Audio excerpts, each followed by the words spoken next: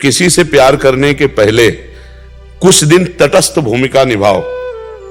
देखो व्यक्ति का स्वभाव क्या है। केवल वो तुम्हारा शोषण करना चाहता है कि प्यार करता है। वो जो तुरंत हमारे आकर्षण में आकर तुरंत हैवी प्यार दिखाने लगे, समझ लो ये व्यक्ति प्यार नहीं कर रहा, ये केवल वासना का भूत है, अपने भूत मिटाना चाहता है, चाहे लड़की हो चाहे लड़का हो। हम प्यार करने के लिए कभी मना नहीं करते, लेकिन किसी एक को चयन करो और आजीवन निर्वाह करो, तब तो तुम्हारा प्यार पवित्र और सुरक्षित माना जाएगा। आज कल परसों नरसों, इसे जानते हो क्या कहते हैं? व्यभिचार। जो कई पुरुषों से संबंध रखे उसे क्या कहते थे हमारे समाज में?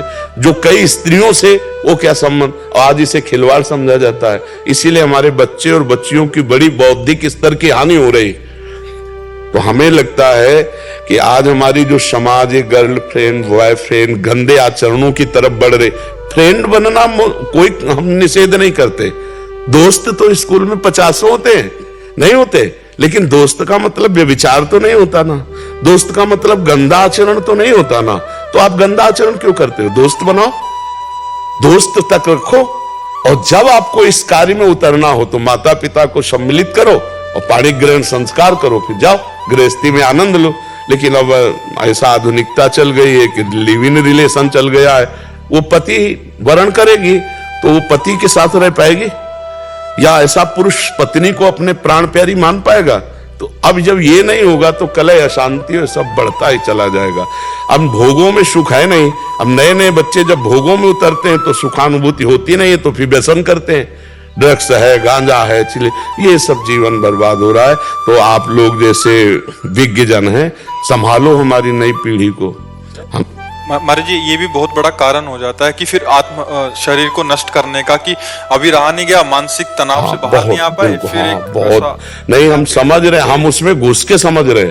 जैसे बच्चे बात करते हैं ना, तो इनके हम दिमाग में घुसते हैं, इनके दिल से दिल मिलाते, तब छरछरा उठता है कि यार इसकी स्थिति क्या होगी, क्या हो। अब एक कोमल हृदय, मतलब सरल हृदय, चाहे लड़की को चाहे लड़के को, अब नई अवस्था है, अब उन्होंने दे दिया।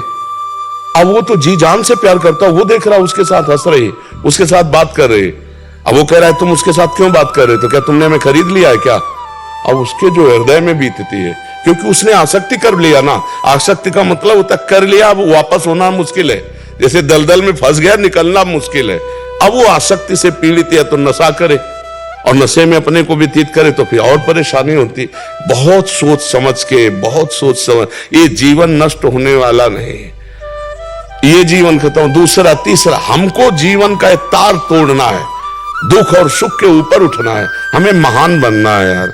इसलिए नाम जप करो, और ये कभी ये तो सोचना मत, बुरा स्वप्न मान के छोड़ दो। कभी सामने भी दिखाई दे तो मत, कभी नहीं, ऐसा कभी मत करना, नहीं जीवन बर्बाद हो जाएगा, जेल भोगोगे, नरक जाओगे।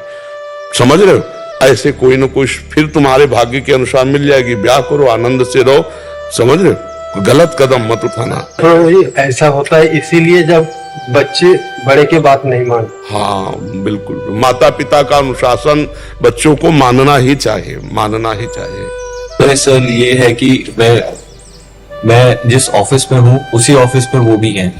अब ये हो गया है कि मैंने घर पे बात कर ली थी, उसके बाद अब उन्होंने बदल। बहुत कृपा हो गई बच्चा, नहीं ब्याह होने के बाद बदल जाती तो फिर क्या होता? बहुत कृपा हो गई। इस पे प्रसन्न रहो कि बुरा संग होने के पहले हम बच गए। भगवान की कृपा मनाओ ना, और उसको प्रणाम करो कि आपने असली रूप बलिया पहले दिखा दिया, बाद में दिखाती तो हम किसी काम के नहीं रह जाते। इसलिए उसी ऑफिस में जाना पड़ता है। कोई फर्क नहीं पड़ा। अरे कोई नहीं, बहादुर बन रे, बहादुर बन, तो दिखा कि मैं तेरे से अच्छा हूं, मुझे तेरी जरूरत नहीं। और जब दोस्त हंसे तो तुम भी हंस दो यार, पागलों के बीच में हंसने में क्या जाता है? क्या जाता है? और उसको बुरा थोड़ी माना जाता है। मस्त रहो, जिंदगी को आनंदमय बनाओ। भाई, हम सबसे प्रार्थना करते, हर परिस्थिति की काट है, परिस्थिति में मत डूबो, परिस्थिति को काट के आगे बढ़ो। ऐसी नहीं, ये कोई बेइज्जती है, उसकी मन है वो दूसरी जगह जा रही, कोई बात नहीं भाई। तुम्हारे अपना स्वरूप दिखा दिया, हमारी कोई बात नहीं, हमारा भगवान देखेगा।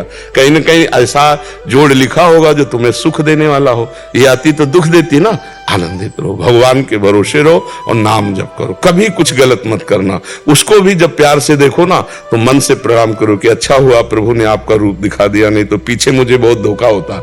ऐसा किसी का हित, ये जैसे बच्चे सोचते हैं मेरी नहीं हुई तो किसी के नहीं होने देंगे, ऐसे लोग सोचते हैं ना, तो फिर वो क्या करते, वो जेल से थे, वो भी जेल में जाते, वो किसी के लिए होते, अपना जीवन बर्बाद और माता पिता परिवार को दुख, और इसके बाद वह जेल भोग करके फिर नरक जाना होता है। इसलिए कभी ऐसा न, जैसे कुछ बच्चे ऐसे मूर्ख होते हैं कि वो ऐसे इधर उधर सब रूप का नाश करने के लिए, जैसे वो क्या कहते हैं उसको, हाँ, अरे कभी नहीं बच्चा, कभी नहीं।